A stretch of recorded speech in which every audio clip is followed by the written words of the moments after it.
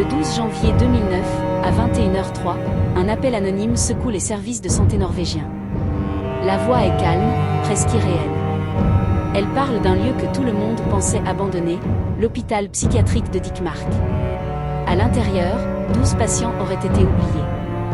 Imaginez une bâtisse immense, isolée dans les forêts près d'Oslo.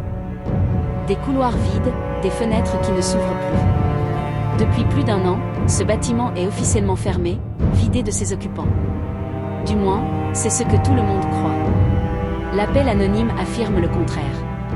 Une équipe d'inspection est envoyée sur place, sans grande conviction. La nuit est tombée, l'air est glacial. Les portes du vieil édifice grincent. À l'intérieur, le silence est lourd. Les inspecteurs avancent, éclairant les pièces à la lampe torche. Des lits recouverts de poussière, du matériel médical laissé à l'abandon. Tout semble confirmer la version officielle. Pourtant, au bout d'un couloir, une porte est verrouillée de l'extérieur.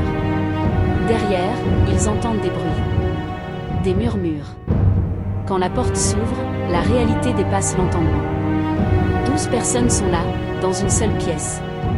Hommes et femmes, de tous âges. Ils sont vêtus de vieux pyjamas d'hôpital. Leur regard est vide. Ils ont survécu avec le peu de provisions laissées derrière, rationnant l'eau et la nourriture en conserve. Sans aucun soin, sans contact avec l'extérieur, sans même savoir pourquoi on les avait laissés là. Qui étaient-ils? Des patients transférés lors de la fermeture de l'hôpital, mais dont les dossiers administratifs se sont perdus. 12 noms effacés par une simple erreur de bureau. Invisibles pour le système. Ils n'existaient plus sur le papier, alors ils ont cessé d'exister pour le monde. Le personnel de l'hôpital, pensant le bâtiment vide, avait simplement verrouillé les portes pour la dernière fois. Cette histoire incroyable a été confirmée par les autorités norvégiennes quelques jours plus tard, créant une onde de choc dans tout le pays.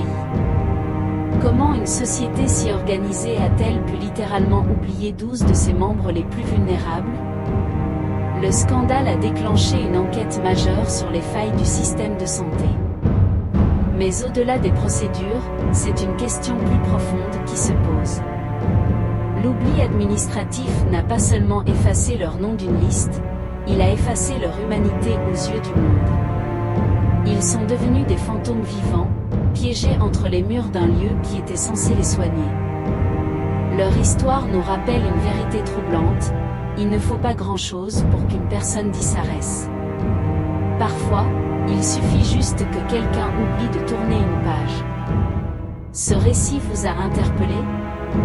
Partagez vos réflexions dans les commentaires et abonnez-vous pour ne pas oublier d'autres histoires qui méritent d'être racontées. Merci de nous avoir suivis.